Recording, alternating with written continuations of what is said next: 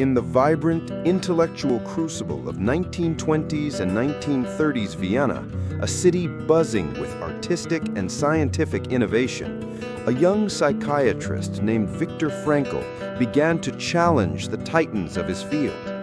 While Freud spoke of pleasure and Adler of power, Frankl dared to propose a different driving force for humanity, the will to meaning. His burgeoning logotherapy, a radical departure from established psychoanalytic schools, was met with both fascination and fervent skepticism.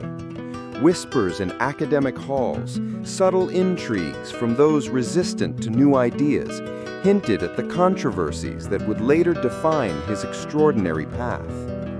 Beyond the intellectual debates, Frankl's personal life was unfolding. Perhaps a nascent romance, or deep friendships that offered solace in an increasingly uncertain world.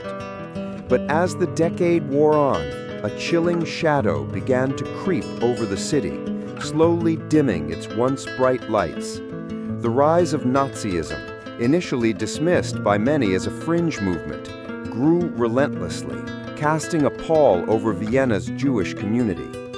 Frankl, acutely aware of the escalating danger, faced an agonizing dilemma: flee Austria, as many urged him to do, or remain to care for his elderly parents. The weight of this decision, the profound responsibility for his family, pressed upon him daily. The Nazi grip tightened. Laws became increasingly oppressive, stripping away rights, closing Jewish businesses, including his own practice. The atmosphere grew thick with fear and foreboding. Then came the invasion of Vienna, a brutal, swift takeover that shattered any lingering illusions of safety. We can only imagine the terror, the disorienting chaos as the city fell. And then, the inevitable. The day of his arrest, the brutal separation from his family, and the devastating loss of his precious manuscripts, the culmination of years of work, and everything he had ever known. His world, meticulously built on intellect and compassion, was violently torn apart, signaling the beginning of an unimaginable descent into hell. Thrown into the indescribable horrors of the concentration camps, first Theresienstadt, then Auschwitz, and ultimately Dachau, Frankl was stripped of everything: his name, his possessions, his dignity. The days blurred into an endless nightmare of gnawing hunger, biting cold, rampant disease, and the constant chilling presence of death. The air itself was thick with despair, the landscape a desolate, dehumanizing expanse. Yet even amidst this absolute abyss, something extraordinary happened within Frankl. He began to observe. With the precision of a scientist and the empathy of a healer, he watched how human beings reacted under the most extreme conditions imaginable. He saw despair claim some, while others, against all odds, found a flicker of purpose, a reason to endure. These were not just idle observations, they were the crucible in which his theories on logotherapy were forged. There were moments of fleeting hope, a shared crust of bread, a whispered word of encouragement, juxtaposed with acts of unspeakable cruelty. He endured the agonizing loss of his loved ones, each death a fresh wound on his soul. Yet through it all, he clung to the profound realization that even when everything else is taken, the last of human freedoms remains, the freedom to choose one's attitude in any given set of circumstances.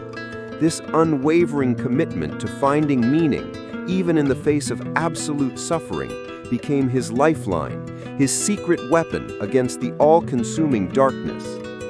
What do you think of Viktor Frankl's incredible resilience so far?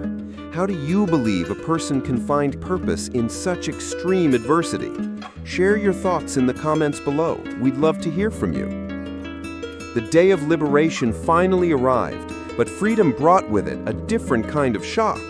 Returning to a world irrevocably altered, Frankl faced the immense challenge of reintegration, the brutal reality of discovering the fate of his family, a pain almost impossible to bear. Yet his resilience, forged in the fires of suffering, propelled him forward. He returned to Vienna, a city scarred but beginning its own slow process of healing. With unwavering determination, he rebuilt his life, rekindled his career, and most importantly, began to share the profound lessons he had learned.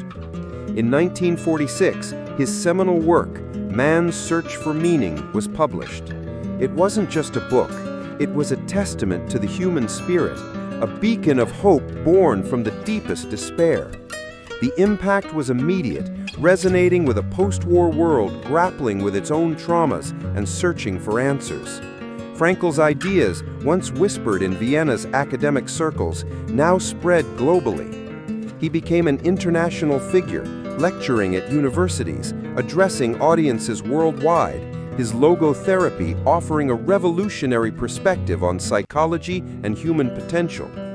Of course, such groundbreaking ideas didn't come without their critics and controversies.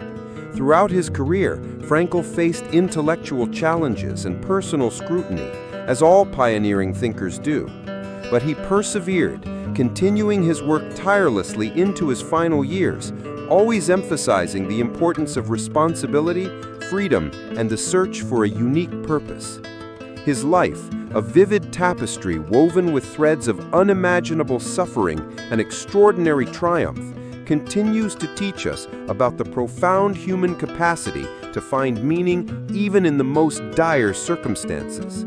It reminds us that our attitude, our choice, is the ultimate freedom, and that through finding our purpose, we truly can transcend any adversity. Thank you, dear viewer, for staying with us on this incredible journey through the life of Viktor Frankl. Your commitment to understanding these profound stories truly means the world to us, and believe me, the best is yet to come.